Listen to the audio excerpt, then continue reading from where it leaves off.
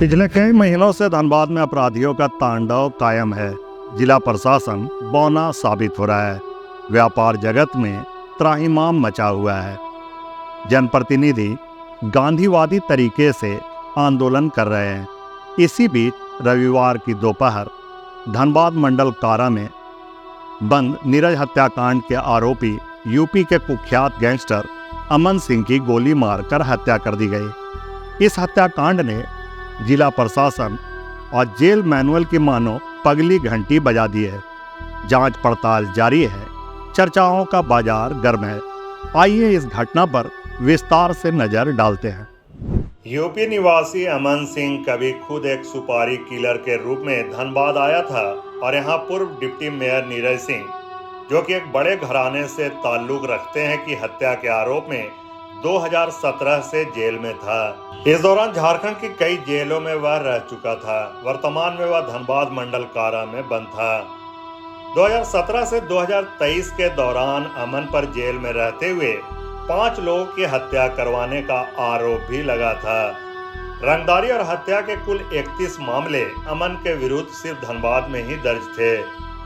कुख्यात अपराधी प्रिंस खान से भी उसकी बनती थी और कई मामलों को दोनों ने मिलकर निपटाया था। बाद में प्रिंस से इसकी अनबन भी हुई थी। अमन कई कुनबों और गिरोह के निशाने पर था। उसने कई बार अपनी हत्या किए जाने की आशंका भी जताई थी। वह झारखंड के किसी भी जेल में रहना नहीं चाहता था। उसे लगता था कि झारखंड के जेल में उसे मरवाया जा सकता है और अंततः हुआ भी यही। रविवार की दोपहर इस दुर्दांत अपराधी को 10 गोलियां मारकर मौत की नींद सुला दिया गया।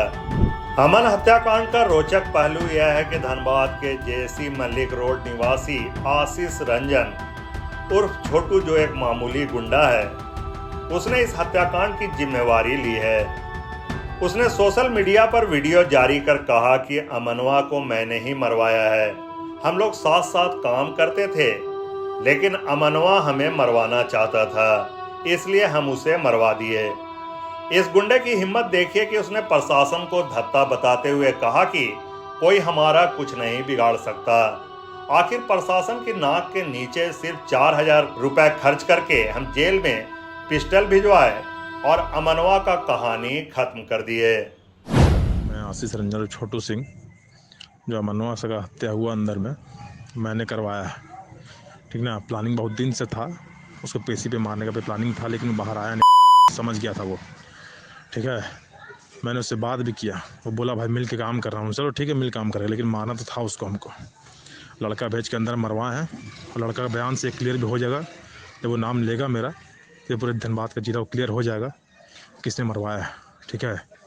मैंने ही उसे पिस्टल उसे सब मैंने उसे मुहैया करवाया था, ठीक है। और एक यार बात बताना चाहता हूँ कि धनबाद किसी के बाप का नहीं है, ठीक है। क्या अगर लोग चले अमन सिंह को अपना भाई मानते थे, बड़ा भाई, लेकिन हमको मारने का सोचा, हमको मरवाने का सोचा चंद पैसों के लिए। तो हम मेरे प्रति कुछ सोचे तो कभी नहीं छोड़ेंगे, और मेरे प्रति या मेरे किसी एक आदमी के प्रति कोई अगर सोच देगा तो कभी जिंदा नहीं रहेगा। कितना बड़ा आदमी कितनी व्यवस्था में रहे, जेल में था ना जी, इतना व्यवस्था में मर गया ना। है कैसे मारा? पिस्टल से मारा, उसी का दिया बंदूक से उसी को मरवाए, ठीक है ना। तो हम बता दे फिर से, कभी मेरा बीच में कभी कोई ना आए।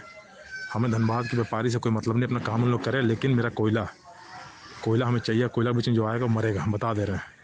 आशीष रंजन नाम याद रखना, आशीष रंजन, सब लोग बता दे रहे हैं। इस हत्याकांड पर विधायक राज सिन्हा ने पूरे सरकारी तंत्र को जिम्मेवार बताते हुए कहा है कि अपराधी और प्रशासन की गठजोड़ का नतीजा है यह हत्याकांड।